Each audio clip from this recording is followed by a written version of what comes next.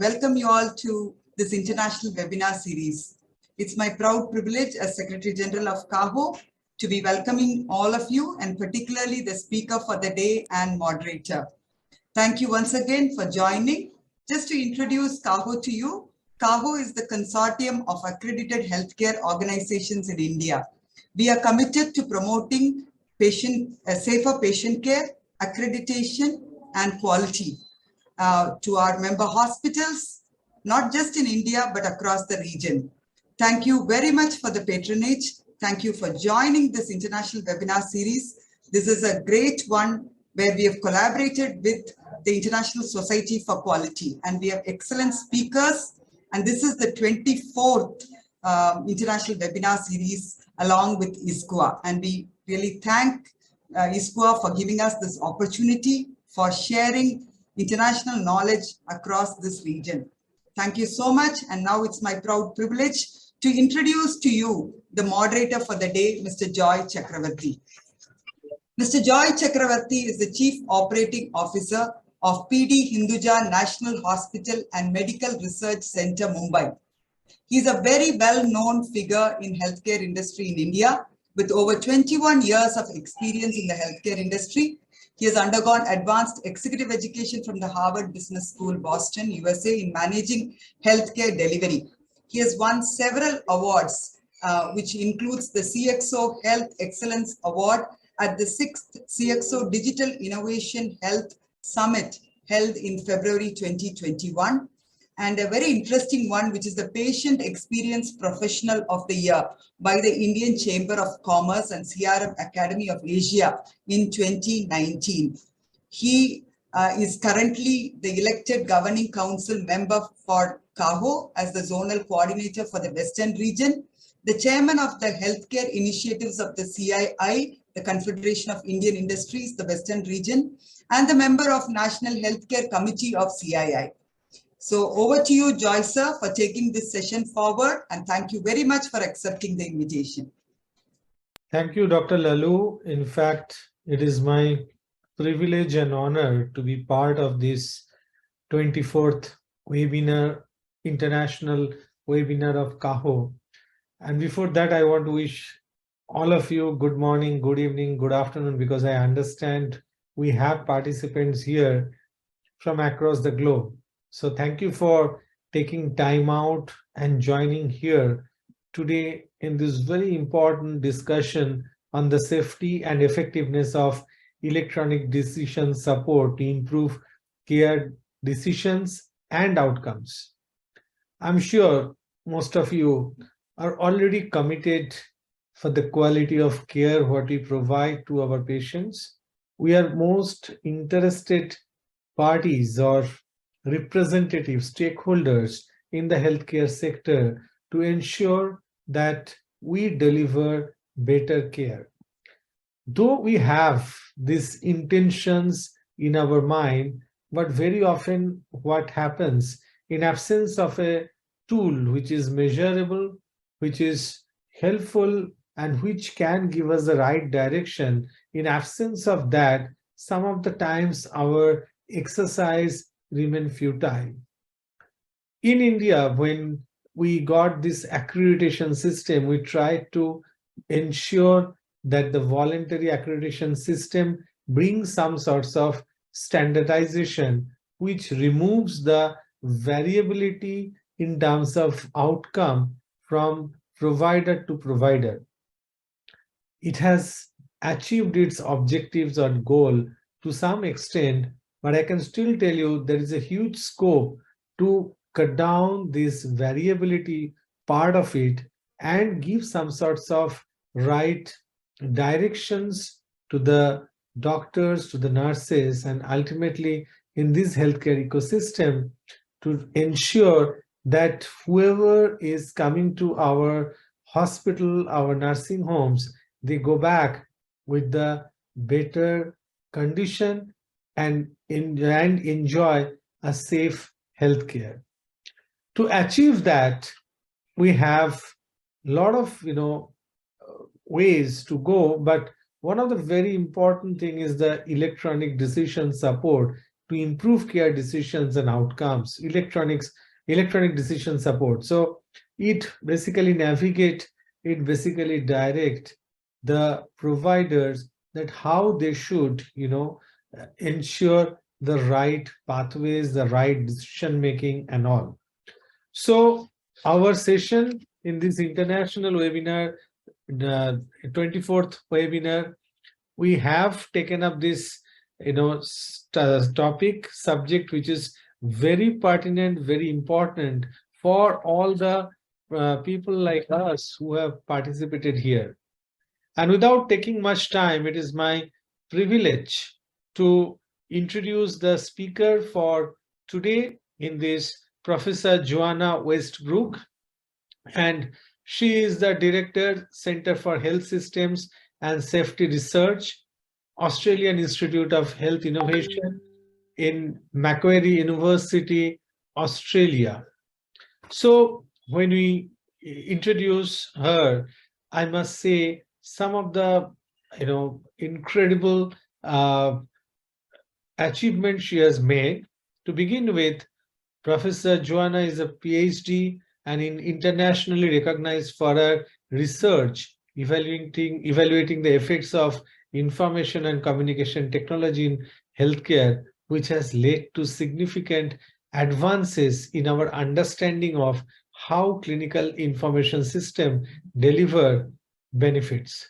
She has led extensive studies on the impact of medication technologies in hospitals on medication safety and clinicians' work.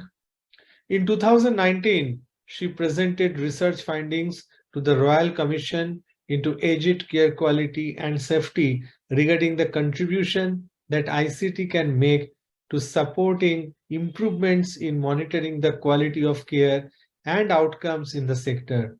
Her work informed several of the recommendations in the Commission's final report. She has interest centered around designing innovative approaches to deliver robust research evidence to inform translational improvements in the delivery and outcomes of health services. Johanna has more than 500 publications and have been awarded more than $70 million in research grants. In 2014, she was named Australian ICT Professional of the Year. So I think we can't have a better speaker to talk on this subject than Professor Johanna. So I welcome her and I request her to give her talk. Thank you very much for that very generous introduction. And I'm absolutely delighted to be able to speak with you this evening here in Sydney, but also really pleased that there is such an international audience here. And so I'm looking forward to both presenting some of our work, but also to hear about some of your experiences. As Mr. Joy has pointed out, I'm going to talk a little bit about the safety and effectiveness of electronic decision support. As directors of the centre, we all work very collaboratively together, and some of those faces may be familiar to some of you, particularly Professor Jeffrey Braithwaite, who is the founding director of the Institute overall. And the Institute primarily is interested in undertaking research to improve the delivery and outcomes of healthcare services, right through from acute and primary care. We also do a lot of work in aged care. So in this presentation today, I'd like to talk a little bit about the role of electronic decision support. I'm sure many of you have had some personal experience of this in your healthcare organisations, and look a little bit about the evidence about how effective electronic decision support is, talk about some of the challenges that it presents, both in terms of how we design it and how our clinicians use it in practice. And then to touch on some of the things that we've learned from our own experience, from our research, about some of the individual and contextual factors which may impact on whether your decision support delivers the benefits that you hope it does in practice. And finally, I'm going to touch a little bit on where is decision support going, and particularly things like artificial intelligence and how that might be incorporated into decision support of the future. So just thinking about making sure that we're sort of all on the same page in terms of what do we mean by, we might call it electronic decision support or clinical decision support systems. And in essence, these are tools that utilize information in electronic health record systems to support decision making. And broadly, we could classify it into two categories. One is very straight basic decision support, and this is where we have tools which tries to get the decision maker to focus their attention on particular information. So it may well be an alert in a medication system that lets you know that you're about to prescribe something that interacts with another drug that the patient is on. It may be a dose range. It may be a set of thresholds for abnormal test results. And then we can look at more advanced decision support, which goes beyond just giving you a little bit of information, but actually starts to combine different sources of information in the electronic record. So it might take the patient's condition and then also match that with the type of medication that you're ordering to see if there is a drug-disease interaction, for example. And both of these types of decision support are really based on rules or algorithms of our existing knowledge. So we draw upon our databases of, drugs that we know interact or doses that we know are safe. And we incorporate that knowledge into algorithms and rules that drive the decision support. So what's the evidence that it's actually making a difference to healthcare quality? Well, this paper was a systematic review of systematic reviews, and they brought together a large number of studies to look at what impact decision support had on practitioner performance and outcomes. And you can see here that in about 50% of studies that they looked at, they found that the decision support had some impact on providers' decisions and actions, but a smaller proportion was actually shown to improve patient outcomes. A more recent study, however, has focused particularly on whether decision support improves patient outcomes in inpatient care. And here you can see the results summarised, where 5 studies showed a reduction in mortality, 16 a reduction in life-threatening events, 28 in non-life-threatening events, 20 showed no impact, and 1 actually showed a negative impact. So this more recent review is certainly suggesting more positive outcomes, and it probably reflects the fact that we are getting better at designing decision support, which at the end of the day has benefits for our patients. So how do we present this decision support to clinicians within our electronic health record systems?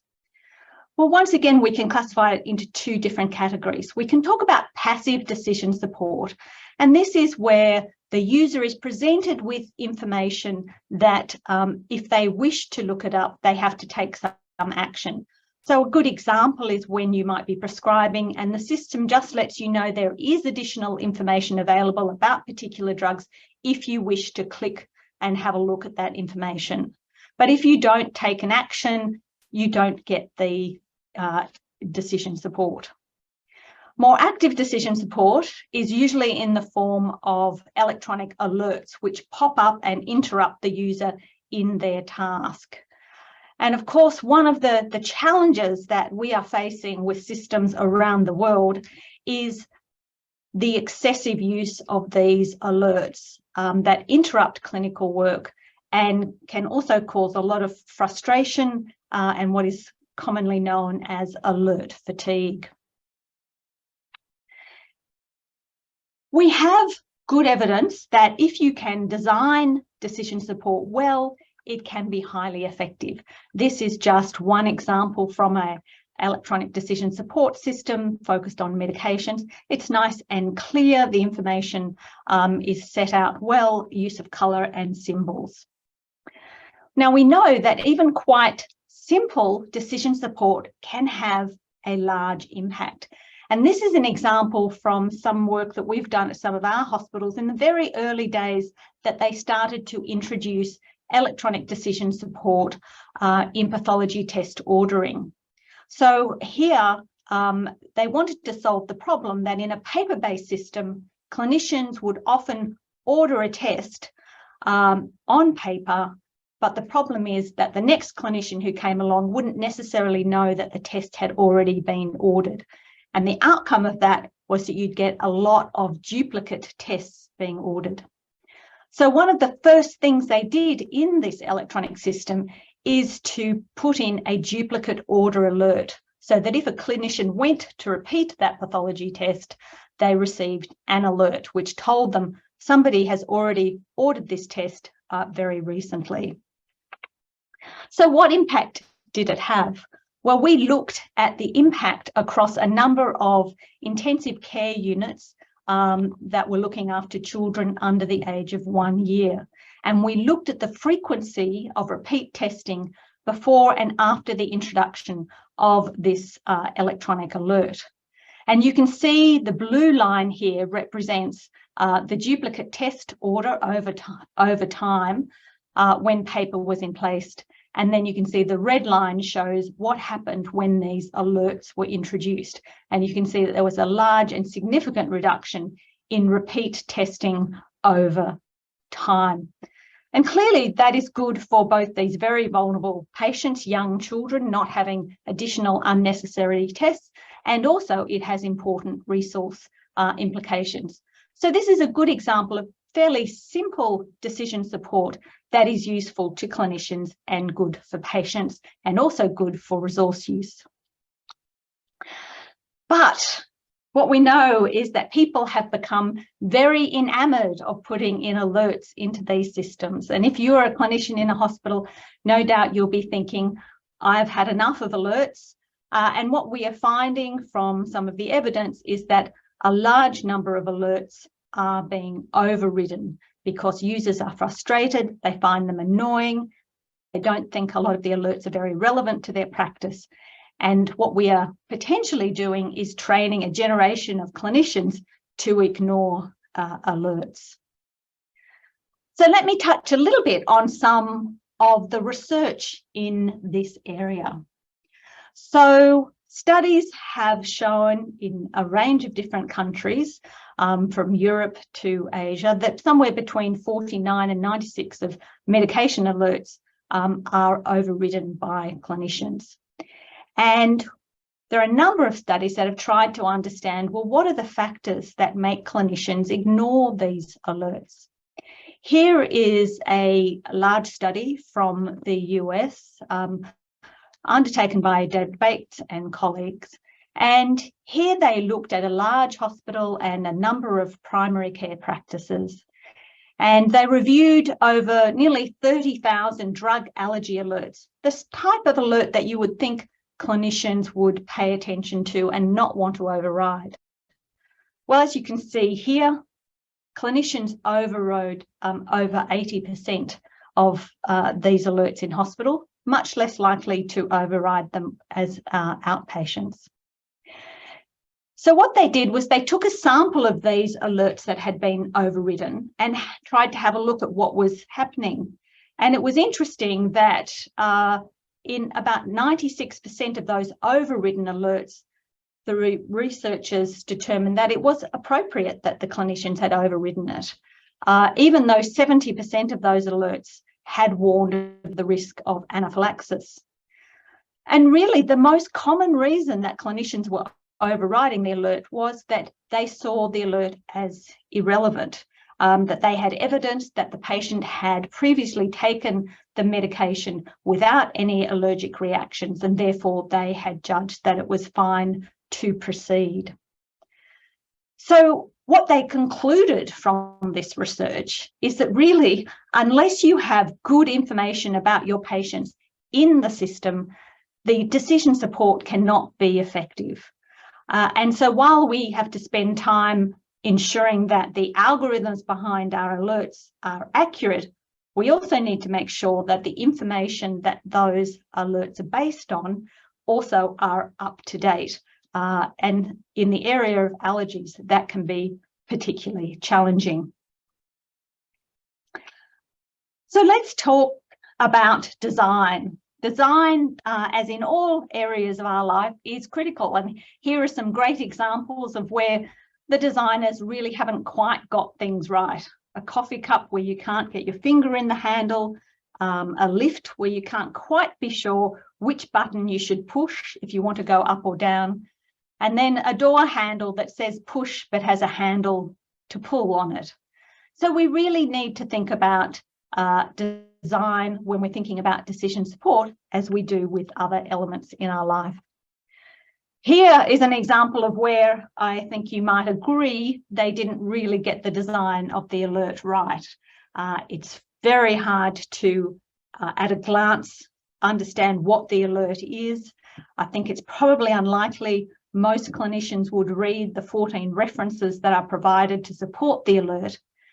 And then you look at the options that are presented to the clinician with this drug-drug interaction warning. So you have the option of clicking OK or cancel, but it's very unclear if you click cancel, are you cancelling the order? Are you cancelling the alert? If you say OK, are you proceeding with the order, etc. So the design here, even though this is from a large commercial system, is very poor. Here is an example of a better design. Clearly great use of colour, which immediately alerts the user to something that's potentially quite serious. The image is also very helpful here. And you might start reflecting on some of the alerts you've seen and whether they are well designed or not. We're certainly getting better at working out the principles behind good clinical decision support. And for those of you who may be interested in this process, I'd suggest you have a look at this article, which outlines some of the sort of basic elements of good design in terms of just physically, how does it look, the right font, how do you use colours, etc. And then also further information about how do you design content which is useful and valuable to users. So for many of us, we've already coming into hospital systems that have a lot of alerts in them. And so we're faced with the option of, well, how do we optimize our decision support alerts? What processes can we go through? So this was an interesting paper which tried to bring together the evidence across many studies of hospitals that had tried to put in place different strategies to optimize their decision support alerts. So one of the key strategies that people have used is just to ask clinicians who are using the decision support every day about which types of alerts that they find valuable, and to understand this in terms of different user groups. So senior clinicians might be very different to junior clinicians. And then to use this feedback and have panels that can gain consensus to determine whether alerts should be changed, and certainly also whether there is a need to introduce any new alerts or to take alerts out of the system. Another way that might give you some insights into whether, into ways that you could optimize your decision support is to actually look at the extent to which alerts are firing in your system, as well as how often those alerts are overridden. If you have alerts that are overridden at a very high rate, it's likely to suggest to you that the clinicians are not finding these useful or valuable, and these are areas that you should be considering reviewing. Some of the newer systems have visual dashboards which allow you to monitor the firing of alerts and the override rates very effectively, and it allows you to track it over time, and that can be incredibly useful to guiding this process. And finally, there's a move to start looking at, well, what's the research evidence behind some of the information in these alerts? And can we, in fact, provide more evidence-based decision support. So let me take you through maybe an example of what this might mean. So many of you, if you've been involved in the design of alerts or you're working in hospitals, you will find that whenever we have a major safety issue, it won't be surprise you that often people will say, let's just put an alert in to solve that problem. So it's almost like we've got this solution available to us and we're just looking for problems where we can apply it. So we have become very enthusiastic about putting alerts in our system. So we really need ways for determining what is an evidence-based approach in making those decisions. So one of the areas that we looked at in detail is drug-drug interaction alerts. Now, in most systems, you are able to, if you've got an electronic medication or prescribing system, you're able to turn on drug-drug interaction alerts. And you often have a choice of different levels of alerts. Some systems have maybe a couple of hundred DDI alerts, and other systems can have up to 15,000 drug-drug interaction alerts. So we were thinking about this for one of the hospitals that we were working with, and we started to say to ourselves, well, what is the size of the problem that we are trying to solve with these alerts? So we undertook a systematic review of drug-drug interactions and evidence that of their harmful effects in hospitalised patients. And this is what we found. We found probably around a third of patients appear to experience a drug-drug interaction while they're in hospital. For patients in intensive care, this is generally much higher at around 67%. There were a number of studies, not a lot, but a number of studies that had looked at harm associated with these drug-drug interaction alerts. And it was really a quite small percentage of patients. So probably somewhere around 2% of patients who experience a drug-drug interaction are harmed. And then the harms that are reported are in fact usually reasonably minor. So what we have is the situation where we think, does the size of this problem, the potential risk to patients, warrant inserting up to maybe 15,000 drug-drug interaction alerts in our system? And I think if you go through this sort of step-by-step process, it allows you to perhaps make more informed decisions about the rationale for when you should and perhaps when you shouldn't put in an alert. I find this poster quite amusing. This is a poster from a US hospital, which is a poster alerting users to alert fatigue. And I think this reflects the situation that we find ourselves in today with many of our systems, that we have to alert clinicians to the fact that they will be fired with lots of alerts, that there is a risk that they become desensitized to these, but then providing them with appropriate responses, that they shouldn't turn the alerts off, they shouldn't disregard them because there may be serious consequences. So we really are faced with the question, how many alerts can we actually fire at users before those alerts become ineffective? We know that on a small scale, and if we look at particular alerts, we can show that they can be effective for certain types of decisions, but we haven't really determined how many alerts can users actually cope with before we actually remove the beneficial effects. We were, in fact, faced with this with one of our hospitals. They wanted to just make this decision about whether they should add DDI alerts into their system. So we looked at the evidence. But another approach to this was to start thinking about, well, what impact would the addition of these alerts have on the clinicians who were using the system? How could we test this?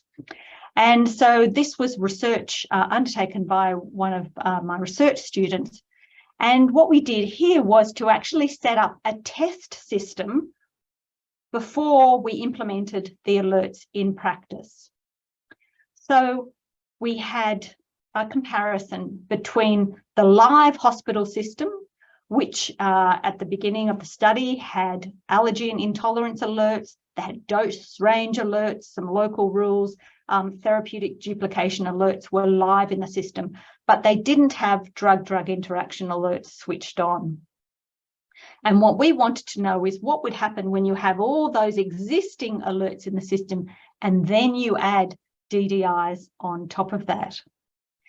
So we took the test system, we replicated all the orders for over 250 inpatients, put in all their orders as if it was the live system, and we looked at how many alerts the clinicians would receive if we added DDIs.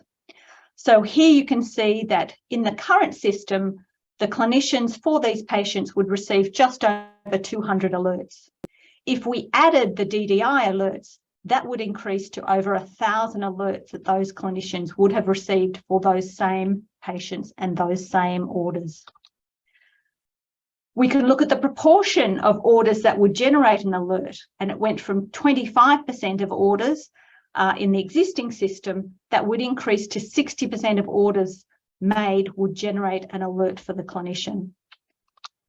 And then you could also calculate on average how many alerts would be received per order that was placed, and you can see there that it doubled.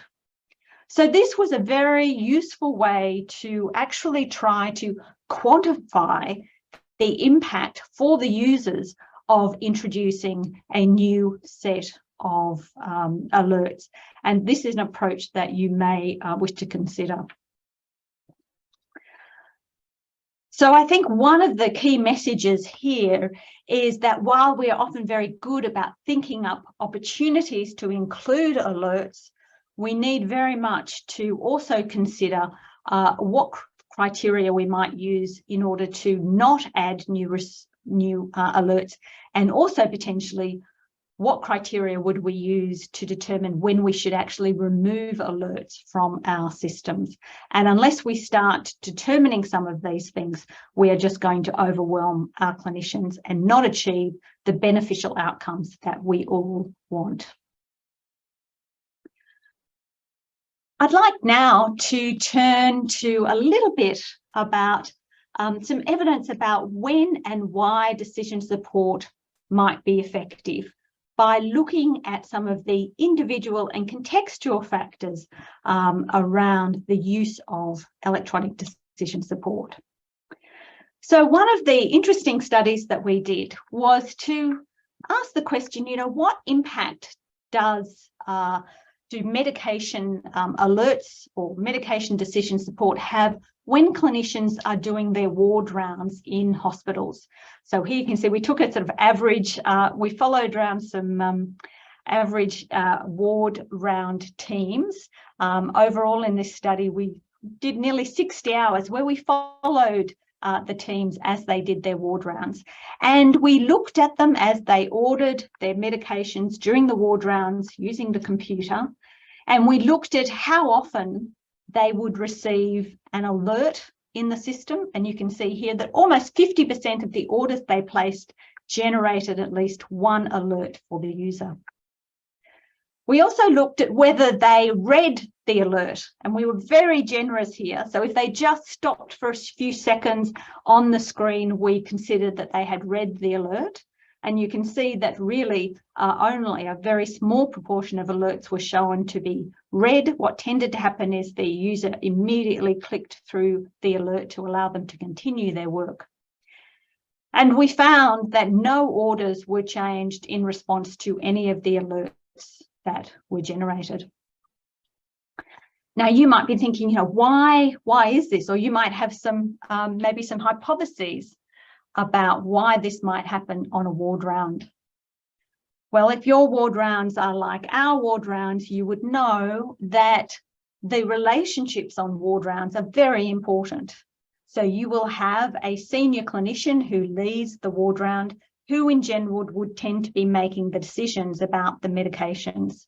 And then you would often have a junior clinician who was at the computer who was entering the orders. And so the junior clinician was not likely to challenge the senior clinician. And so what they were doing was they were ignoring all the messages that they were getting from the computer.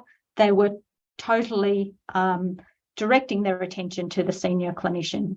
They also did not ever raise the fact that they had received an alert to ask a question. So in essence, what we were finding on ward rounds was that having the alerts there was really just training young doctors to ignore alerts. They were totally ineffective in that context. So what we did next was to actually follow junior doctors at night when they are alone and they are responsible for the prescribing of medications. And here we followed junior clinicians for 65 hours, and we found that they read 78% of all the alerts that they received, and they changed 5% of their orders in response to those alerts. So the message here is that clearly context matters when you are providing decision support, and to whom you are providing decision support will make a difference to whether it is effective and results in some change in decision making and potentially outcomes. And we've done some further studies. We did another study in intensive care units. Here you could see that a greater proportion of alerts were read compared to the ward rounds, and a small proportion of orders were changed. So you need to take this into account when you're designing your alerts. Who are you trying to influence in terms of decision making, and in what context are they going to be making those decisions? So what can we learn from this sort of body of evidence that I've been presenting? I mean, clearly we know that we need to think about human factors, and the design of decision support is incredibly critical to its effectiveness. That context is very important. And the third and last area I wanted to touch on is this notion of behavioural economics and what we can learn from outside healthcare about how people make decisions and how that might help us design more effective electronic decision support. I really like this quote from Daniel Kahneman, who wrote the book Thinking Fast and Slow, and highly recommend, if you're interested in decision making, reading this book. And here he says, we think much less than we think we think. And here he's really talking about the heuristics and how we make decisions as humans, and then how we might apply that for our decision architecture. So some of the research that we know from behavioural economics in terms of how people make decisions, these are some key points that we know from that research. First of all, we know that the way in which we will present different choices to individuals will make a difference in terms of which choice they make. We know, for example, that people will tend to always want to keep the status quo rather than making a change. So many of you, for example, maybe you receive letters from your energy company or your health insurer saying, why don't you change to a different company? And many of us will say, oh, no, I don't, it's easier to stay where you are than to make a change.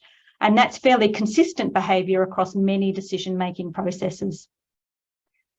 We also know that items at the top of a list will tend to be chosen more frequently than items anywhere else on the list. And that is why every politician wants to be at the top of a voting paper and not down the bottom, because they know they will get additional votes just by being at the top of that paper. So we can apply some of these principles to the way in which we design our options in our electronic decision support. And there have been some good examples of this. So examples where people have grouped particular antibiotics, according to narrow or broad spectrum into groups as a way of encouraging clinicians to choose narrow rather than broad spectrum antibiotics in different situations. We know from some nice studies that if you group particular sets of tests or medications in order sets, clinicians will be more likely to choose the order set than to choose every individual item in an order set. Now, that can be very good if you want to standardize care and get everybody to sort of order the same types of tests for similar types of patients, but it's also shown that they tend to choose that order set even when it may not be appropriate. So we have to also consider that. So this is what broadly is called choice architecture. And here's a lovely example of presenting the same information in two different ways. And we know that people will tend to choose the one on the right. It makes you feel better than the one on the milk carton on the left. And this is really what's called nudging. It's about nudging people to make choices that we think are more desirable in terms of achieving the outcomes that we would like them to achieve. And for those of you who'd like to know more about nudging and how you might implement these types of concepts, this is a really famous book by Thaler and Sunstein, and it has lots of lessons there about how we might incorporate some of these ideas into digital nudging and the design of decision support for the future. So in summarising some of the things we've gone through, I think really what I'm trying to get across is that the value in trying to take an evidence-based approach to the design of our electronic decision support, that you need to consider not just the decision support, but the context in which decisions will be made. You need to think about the problem that you're trying to solve, and you need to focus on the big problems and don't think alerts are just useful to solve every small problem, because you're likely to then go down the path of alert fatigue. Choice architecture and digital nudges presents us with some new ways of designing our decision support. But what is critical is that we need to ensure that we have mechanisms to evaluate and monitor both the expected and some of the unexpected consequences of this decision support. Finally, I said that I just would touch on, where is decision support going to in the future? What's on the horizon? And many of you may already be on this journey. We know that we now have powerful AI approaches to analysing the large volumes of data that we're collecting in electronic health record systems, that we're developing all sorts of sophisticated tools that allows us to use that information, that can use this information to guide decisions in different ways. And one of perhaps the new types of clinical decision support is called adaptive clinical decision support. So this is decision support that actually starts to train itself, and it adapts the algorithms based on the new data that is coming into your electronic health record system. So it's very much an AI-driven decision support. This is very exciting and presents lots of potential benefits, but it also brings with it a range of different additional management challenges in terms of ensuring safety and effectiveness. Some of this decision support in terms of transparency is quite difficult. So you may, when we put rules into the system and algorithms into the system that are static, we know what's there. But when you have rules that keep on changing, you need a process by which you're monitoring how those changes are being made and what information is being considered. And for clinicians, you probably would like some transparency around, well, what are the different variables that are going into that decision, rather than just trusting the system to get it right.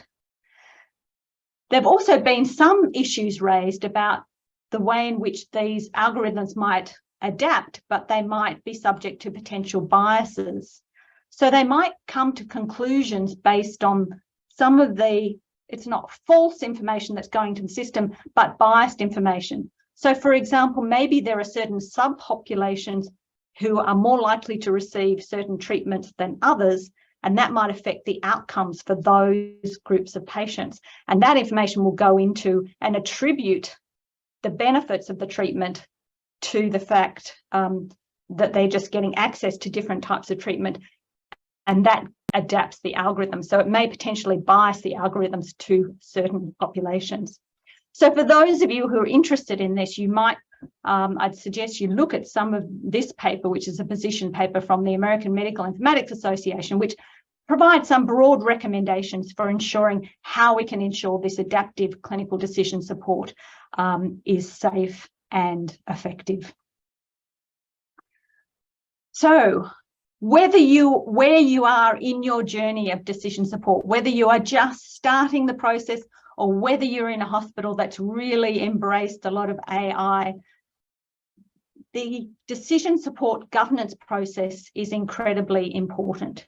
You need to establish processes for overseeing how you're going to manage this decision support, no matter where you are in the journey. It's about working out what should go into your system. Is it evidence-based? How are you going to decide what should go in? And also, how are you going to decide when you should be taking out rules? And we're often not very good about taking things away or de-implementing things in the health system. You need to have processes for monitoring the effectiveness. You must look at how this decision support is impacting the workflow of your clinicians, because if you don't do that, you're going to render much of your decision support ineffective, because it'll just be driving people mad. There are many interesting ways that you can test whether the impact of your decision support, and you need to have metrics around that. And we also need to start educating our workforce about what decision support means, when they should trust decision support in their systems, and when perhaps they should be questioning it. So regardless of where you are, whether you're in the era of AI and moving into this exciting new world, or you're just starting, these principles remain. The challenges of designing effective mechanisms and models for incorporating decision support are actually the same, no matter where you are in that journey. And transparency and evaluation are incredibly important. So thank you very much for the opportunity to share that with you. I'm very happy to answer questions and also to hear about some of your experiences with decision support. Thank you. Thank you very much, Professor Johanna, and thank you for giving us very, important and pertinent information related to this electronic decision support system. And some of the points what you have mentioned, like, the decision is not only active, it is also passive. And very importantly, when we try to get some of this system, we go overboard and we don't realize that the fatigue which is generating because of alert when continuously the system gives us. It is very important to design this support design support alert also in an optimal way, so it really delivers. Otherwise, the case what you have shown where the junior medical staff during the evening hours versus morning hours, the kind of responses they have given. One of the very useful area for this is probably the drug-drug interaction, and you have very nicely shared that how it can go overboard and it can overkill with so many hundreds of alerts, which can disrupt the overall system of the patient care. And finally, I can tell you the digital nudging, probably the very important part for all of us to follow that you have shared. So now, thank you very much for touching upon all this, and I have a lot of questions for you. So I will start with the first question. I will start with Akio Hirata, that is there any possibility that decision-making support system might include information about diagnostic inference, and clinical guidelines? So certainly that's an opportunity for passive decision support. So making clinical guidelines available at particular points where you think it might be useful to clinicians in the diagnostic process, for example. And I think with passive decision support is often the challenge of making sure that you make it available in the care process when you think those decisions are being made.